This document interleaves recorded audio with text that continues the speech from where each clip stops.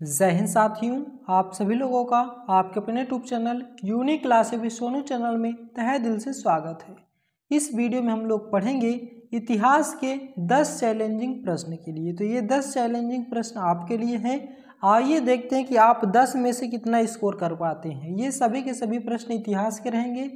आपके इतिहास में कितनी ज़्यादा पकड़ है आपको इस वीडियो में पता चल जाएगा।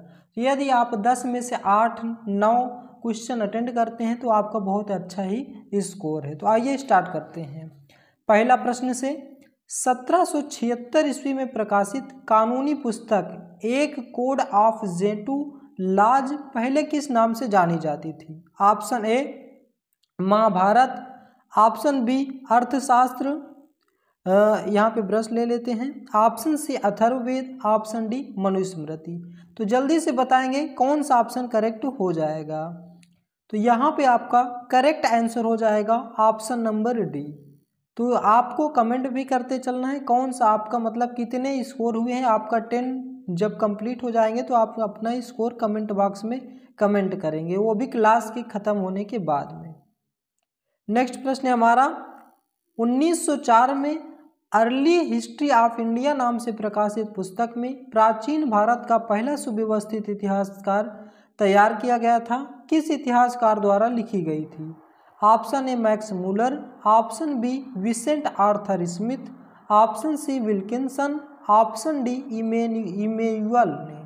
तो कौन सा ऑप्शन इस प्रश्न का सही जवाब हो जाएगा? तो 1904 में अर्ली हिस्ट्री ऑफ इंडिया नाम से प्रकाशित हुई थी। इस किस इतिहासकार के द्वारा लिखी गई थी? तो विसेंट आर्थर स्मिथ के द्वारा लिखी गई थी। ऑप्शन नंबर 20 प्रश्न का सही जवाब हो जाएगा। तीसरा प्रश्न है हमारा इंडो एरियंस नामक पुस्तक किस भारतीय इतिहासकार ने लिखी थी? Option A Majumdar, option B Bal Gangadhar Tilak, option C Dayaram Sahni, option D Rajendra Lal मित्र।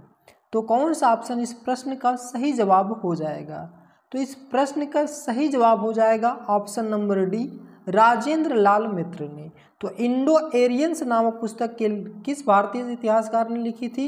राजेंद्र लाल मित्र ने लिखी थी। नेक्स्ट प्रश्न हमारा भारत में लोहे का प्रयोग कब से आरंभ हुआ था? ऑप्शन ए लगभग 1500 ईसा पूर्व से, ऑप्शन बी 1200 ईसा पूर्व से, ऑप्शन सी लगभग 1000 ईसा पूर्व से या लगभग 700 ईसा पूर्व से। तो कौन सा ऑप्शन इस प्रश्न का सही जवाब हो जाएगा? तो भारत में लोहे का प्रयोग कब से आरंभ हुआ था? तो ऑप्शन नंबर सी यहाँ पे करेक्ट हो जाएगा, लगभग 1000 ईसा पूर्व से। 1000 लगभग 1000 ईसा पूर्व से आरंभ हुआ था। लेकिन इसके साक्ष्य अगर पूछा जाए कि साक्ष्य कहाँ से मिले थे? एटा जिले के अंतर्ची खेड़ा से मिले थे और वैदिक काल में मिले थे। और सबसे बड़ी बात है कि लौह युग कब से कब तक माना जाता है? तो लौह युग अगर पूछा जाए तो 1300 ईसा पूर्व बताना है आपको। लौह युग कब से कब तक माना जाता है? 13 ईसा पूर्व को माना जाता है। और लोहे का प्रयोग लगभग 1000 ईसा पूर्व में ही चालू कर दिए थे, यानी कि इसका प्रयोग आरंभ हो चुका था। नेक्स्ट है निम्नलिखित में से किस काल के अंतर्गत कब्र के ऊपर एक घेरे में बड़े बड़े पत्थरों का खड़ा किया जाता था? मतलब बड़े बड़े पत्थरों को खड़ा किया जाता था कब्रिस्तान में। ऑप्शन ए नवपाषाण काल में, ऑप्शन बी पुरापाषाण काल में, ऑप्शन सी मध्य पाषाण काल में, ऑप्शन डी महापाषाण काल में। तो कौन सा ऑप्शन इस प्रश्न का सही जवाब हो जाएगा? तो इस प्रश्न का सही जवाब हो जाएगा ऑप्शन नंबर डी महापाषाण काल में।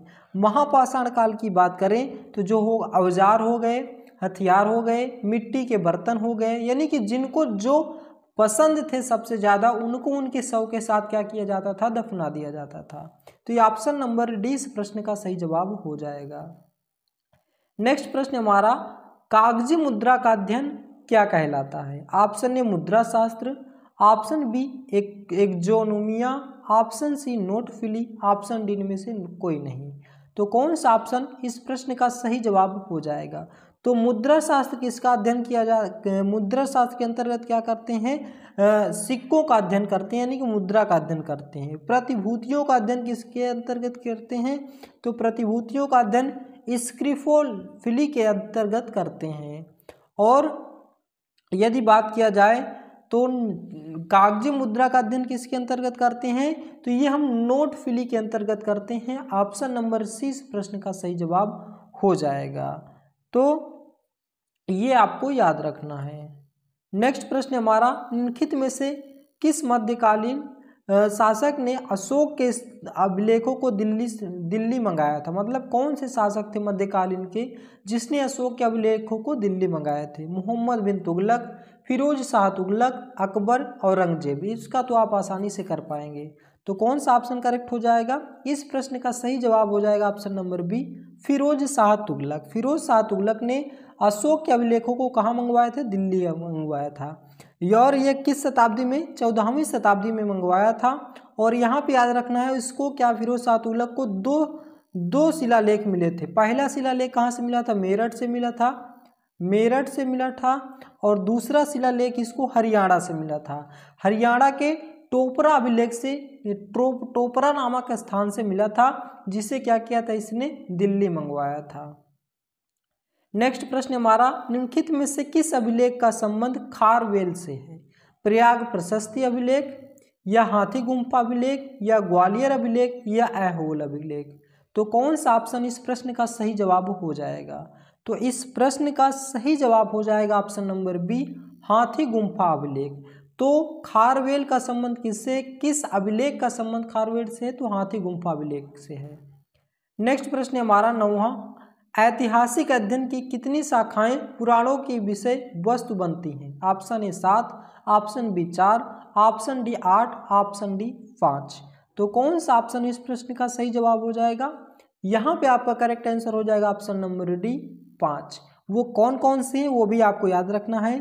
नंबर 1 सर्ग, नंबर 2 है प्रतिसर्ग, नंबर 3 है मनवंतर, नंबर 4 है वंश, और नंबर 5 है वसानुचरित। तो ऐतिहासिक अध्ययन की कितनी शाखाएं पुराणों का विषय वस्तु बनती हैं, 5, याद रखना है। नेक्स्ट है, निम्नलिखित में से कौन सा संग्रह ग्रंथ सतसहस्त्री संहिता के नाम से जाना जाता है। महाभारत, रामायण, पुराण, या ऋग्वेद। तो कौन सा ऑप्शन इस प्रश्न का सही जवाब हो जाएगा। तो याद रखना है आपको, इस प्रश्न का सही जवाब हो जाएगा ऑप्शन नंबर ए, महाभारत, जो कि व्यास की कृति है। तो ये टोटल 10 मोस्ट इंपॉर्टेंट चैलेंजिंग प्रश्न थे। आशा करते हैं कि आपके अच्छे स्कोर रहे होंगे, और आपके कितने स्कोर रहे हैं इसका जवाब आप हमें कमेंट बॉक्स में देना है। यदि आपको यह वीडियो पसंद आया हो तो वीडियो को लाइक, शेयर और चैनल को सब्सक्राइब जरूर करें। जय हिंद, जय भारत।